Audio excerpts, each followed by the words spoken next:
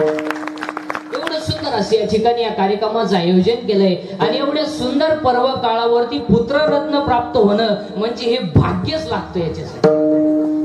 हा आणि खरंच भाग्य आहे ना महाराज. अहो जो वीर जवान अख्ख्या देशाची सेवा करतो त्याची सेवा करायला स्वतः भगवंताला यावं लागतं. वाह वाह वाह. हो म्हणून एवढं सुंदर असं आणि आमच्या दादांनी गणेश दादांनी दाखवून दिलंय की बापाचं मुलावर किती प्रेम असतं हे आमच्या दादांनी आजच्या आयोजनातून दाखवून दिलं. वाह वाह. हो एवढं सुंदर या कार्यक्रमाचं आयोजन केलंय म्हणून सर्व जाधव परिवारांना आमच्या दादांना मनापासून धन्यवाद. कीर्तनाला घेतलेल्या अभंगाचे शेवटच्या कडव्यात कल्पना आहे. वारकरी संप्रदायाच्या पायात ज्ञान आहे, कळस वैराग्य आहे, विस्तार नाम आहे आणि शांती खाप आहे. पुरावा संत कृपा झाली, इमारत फळ आली, ज्ञानदेवी रचिला पाया उभारले देवालय. कीर्तनाचं पहिलं वाक्य. कीर्तनाचं दुसरं वाक्य. वारकरी संप्रदायाचा पाया ज्ञानदेव आहे, कळस तुकाराम बाबा आहे, विस्तार नामदेव बाबा आहे आणि शांती नाद बाबा आहे. ज्या इमारतीचा पाया ज्ञानदेव आहे त्या इमारतीचा खांब नाद बाबा आहे आणि ज्या इमारतीचा खांब नाद बाबा आहे त्या इमारतीचं नाव वारकरी संप्रदाय. आणि वारकरी एक असा संप्रदाय की 750 वर्षामध्ये ज्या इमारतीचा कण सुद्धा ढिला झाला नाही त्या इमारतीचं नाव वारकरी संप्रदाय. कारण त्या इमारतीचा पायाच ज्ञान आहे.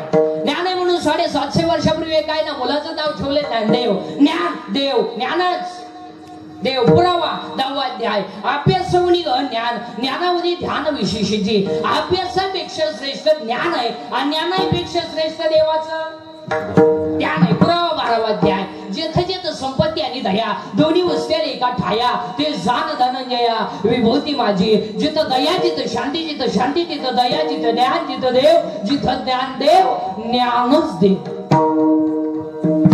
ज्ञानच देव ज्ञानच देव. पण ते ज्ञान निवृत्त झाल्याशिवाय नाही. म्हणून ज्ञानोबाचा भाऊ आता नाही का तुम्ही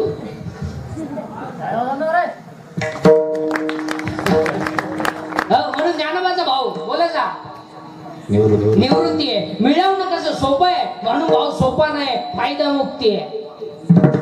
फायदा मुक्ती आहे म्हणून एक भजन लिहून घ्या. निवृत्ती ज्ञानदेव सुवर्ण मुक्त एकनाथ नामदेव तुकाराम. निवृत्ती ज्ञानदेव सुवर्ण मुक्त एकनाथ नामदेव तुकाराम. अर्थ लिहून घ्या. अर्थ लिहून घ्या. निवृत्त हो ज्ञान मिळेल. ज्ञान मिळवणं सोपं आहे. फायदा तुला मुक्ती मिळेल. तो देव एक आहे त्याचं तू नाम घे. त्या देवाचं नाव तुकाराम आहे. पुन्हा उलट फिरा. साई बाजूला कर खाली दूध आहे. राग बाजूला कर आत विस्तव आहे. ढग बाजूला कर वरती आकाश आहे. तुझ्या देव आहे साधना. पुन्हा उलट फिरा. पुन्हा उलट फिरा. लाकडात अग्नी आहे घर्षण कर. दुधात दोन्ही आहे क्रिया कर. उसात साखर आहे प्रक्रिया कर. हृदयात देव आहे साधना कर. म्हणूनच 750 वर्षापूर्वी काय ना मुलाचं नाव ठेवले ज्ञानदेव. पण ते ज्ञान प्रत्येकाला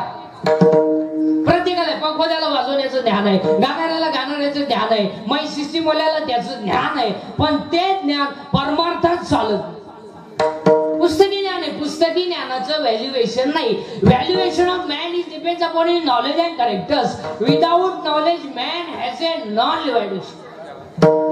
माणसाची उंची त्याच्या ज्ञानावर आहे. तुम्ही माणसाची उंची त्याच्या संपत्तीवर ठरवता.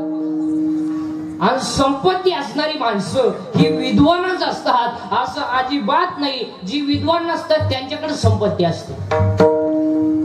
हो संपत्तीचा नियम आहे. जी माणसं वागून हलकट आहे त्यांच्याकडेच पैसा आहे. अहो जे रात्रंदिवस कष्ट करतात त्यांना वाढाई पिढी नाही. आणि जे कवडीचं काम करीत नाही त्यांना उताला पैसा. लक्ष्मी चंचल आहे ना. आणि लक्ष्मी ही कधी भी मूर्ख माणसाची घर राहते. मग तुम्ही कोणत्याही श्रीमंताच्या घरात जा पहा सोमवार आणि एकादशी. सोमवार नाही एकादश नाही मग थोरला बोरियड मग डोक्यातून जाईल घडणार. हो त्याचं उत्तर नाही आहे का. पापाची लक्ष्मी कधी सुखानं जगू देत नाही आणि नीतीची लक्ष्मी दगडा आपटा धोका देत नाही. वाक्य सांगू, मोराच्या पिसाऱ्यावर कितीही सुंदर डोळा असला तरी मोर त्याने कधी पाहू शकत नाही. मोराच्या पिसाऱ्यावर कितीही सुंदर डोळा असला तरी मोर त्याने कधी पाहू शकत नाही. आणि शेळीच्या गळ्याचं लोपलेलं सड किती जरी लोंबलं तरी ते दूध देऊ शकत नाही. इस्टेट किती असू द्या, आईबापांच्या साधू संतांच्या आशीर्वादाशिवाय माणूस मोठा होऊ शकत. आता आपल्याकडे सुशिक्षित कोणाला म्हणतात? आपल्याकडे काही लोक म्हणले तर माणूस सुशिक्षित हो का, उभ्यानं जेवतो. उभ्यानं जेवतो म्हणजे त्याला मूळ व्याध आहे.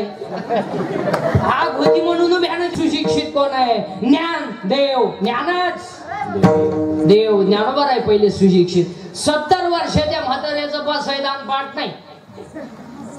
फक्त जन्माला आलं, पोर पाहिजे केले ना तू झाले, मी आला काही केलं काय नाही केलं. बापाची इकली स्कॉर्पिओ घेतली 90 बिल आणि तिच्यावर धडकला, अमर आत्मा झाला.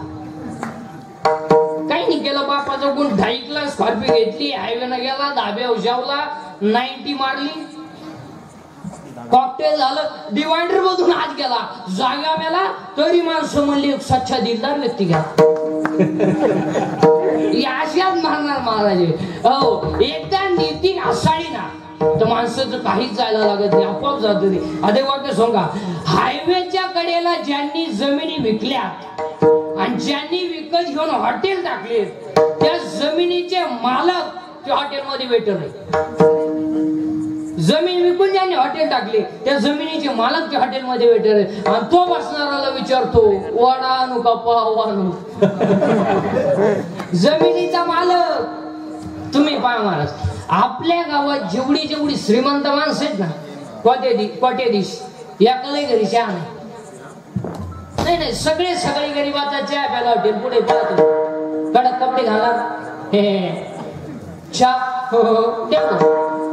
आणि चहा पिताना म्हणणार जी शिबेत आपलं बरं काल तुला खड्डा घ्यायला घातला. चहा कोणचा पिणार? गरीबाचा, सुधाराचा. जी माणसं मजुरीत जातात त्यांचा चहा पिणार. तुम्ही माणसांना समाधान नाही महाराज. हो नाही, आजही पा तुम्ही भांडे घासणारी बाई 3रा मजला चढती, सर्दी नाही तिला. शेतकऱ्याची बाई 10 लिटर दूध काढी ती, खोकला येईल तिला. ही श्रीमंताची लिफ्टन वर जाती, लिफ्टन खाली येते, मनक्यात घ्या, डोळ्याला अंधार येते. अगं बाई तू जगती तरी का आला? त्याला तरी मोकळं करतोय उतून ठुला, त्यालाही दुसरी करता येईन, तू बोल थांबा का करीला ते काय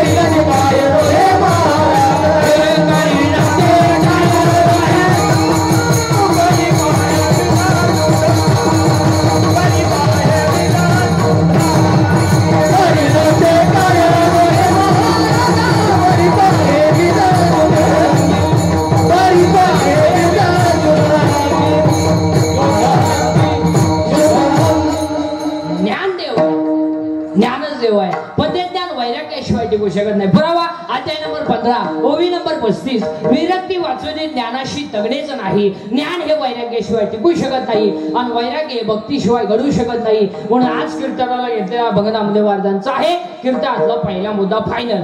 दुसरा मुद्दा सुरू झाला. कीर्तन ऐकणाऱ्यांना सूचना, ते दरिद्राने बसायचं, ते तोंड सोडून डोक्याला हात लावून दाढीला हात लावून तंगड्यावर करंगुडी फाकवा.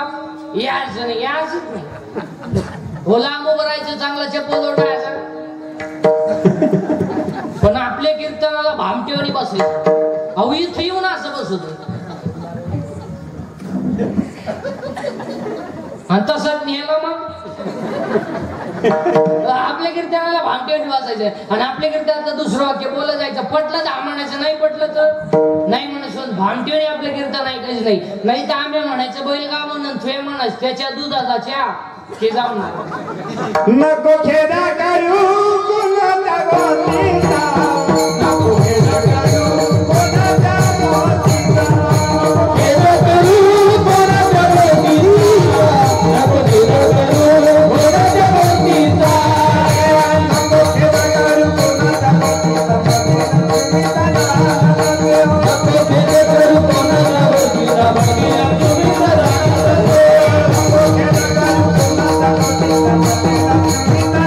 कोणाच्या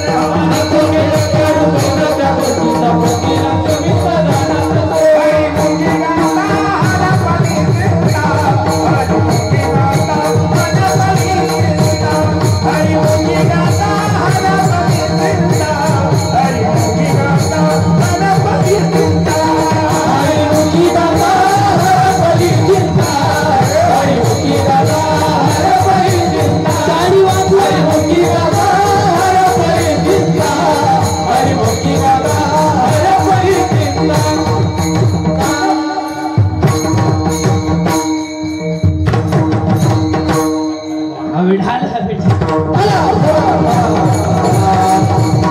चिंता बिंता करायची नाही आणि चिंता करायला आपल्या हातात काय नाही चिंता करून करायचं काय बरं का आपल्या हातात आहे अहो इलेक्ट्रिकच्या दुकानात गेल्यावर बल्ब विकणारा म्हणतो किती दिवस वापर बदलून देईन अहो ही बल्बची गॅरंटी आहे बल्ब विकणाराची काय गॅरंटी पैसे मोजतानाच नेला बरं बल्ब घेणाराची काय गॅरंटी होल्डर मध्ये बसवा गेलो व्होल्टेज वाढलं बल्ब नाही लागला पण याच हात नंबर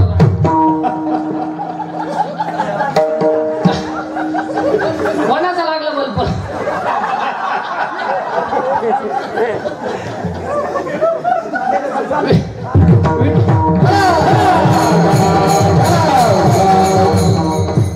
म्हणून चिंता करायची नाही कारण कोणाचा बल्ब लागल गॅरंटी नाही म्हणून चिंता करायची नाही आणि चिंता करायला आपल्या हातात काही नाही चिंता करून काय उपयोग नाही आयुष्यात 4 वाक्य ध्यानात ठेवा आयुष्यात 4 गोष्टीची कधी चिंता करायची नाही आणि आयुष्यात 4 गोष्टी तुम्हाला कधी मिळणार नाही 1 आयुष्यातला वाया गेलेलं क्षण पुन्हा मिळणार नाही 2 शरीराची इंद्रिय पुन्हा मिळणार नाही 3 दूध पाजणारी आई मिळणार नाही आणि 4 ईश्वरासारखा बाप मिळणार सगळं मिळेल आयुष्यातला वाया गेलेला क्षण पुन्हा नाही 2 शरीराची इंद्रिय पुन्हा नाही केस पिकली ना पिकली दररोज काळी कर पहिली नाहीत पर ही तुम्ही केस काळी का करता बरं नाही ना म्हणलं तुम्हाला असं वाटतं केस काळी केल्यावर तुम्ही देखले दिसता बरं असं कधी झालं का बसणाऱ्या माणसांपैकी एखाद्याला आला का मेसेज केस काळी केल्यापासून प्लीज आय लव्ह यू नाही मग हातानासाठी करता कशाला 2 शरीराची इंद्रिय पुन्हा मिळणार नाही 3 दूध पाजणारी आई मिळणार नाही आणि 4 ईश्वरासारखा बाप मिळणार नाही आई बापांवरती भाषण नका करू आई बापांवरती कथा कादंबऱ्या नका काढू आई बाप सांभाळायला हो अरे ज्याचं शाळेत कॉलेजला व्याख्या नाही त्याची जाय वृद्धाश्रमात आणि तो आईची माहिती सांगितलं रडू रडू आईची माहिती सांगितलं आणि अजून एक वाक्य ध्यानात ठेवा शेतकऱ्याचा बाप अजून वृद्धाश्रमात नाही पण ज्यांच्याकडे इस्टेट मोकर आहेत आणि बुद्ध्या कमी आहे त्यांचेच आहे जे 5 वाजता टॉमी बरोबर हिंडतात दोन्ही टॉमी सगळंच एकाला साखळी एकाला चेन आणि त्याला जर विचारलं तुमचे वडील दिसत नाही त्यांना वातावरण मॅच होत नाही आणि ते वयाच्या मनाने फार चिडचिड करतात आणि आमच्या यांना ते सहन होत नाही आणि आमचे स्ट्रिक्ट असल्यामुळं आम्ही त्यांना वृद्धाश्रमात नेऊन टाकलं म्हणजे ते तिकडं ते आम्ही रविवारी भेटायला जात असतो मस्त हसतात बिसतात चांगलंय मग हे जिन्यात बसले हे कोण आहे हे तिचे वडील आहेत अरे तू त्यानं पुलावरून फेकून तो कशाला सांभाळ त्याचा बळी दिल्यावर तो पूल तरी टिकत. हा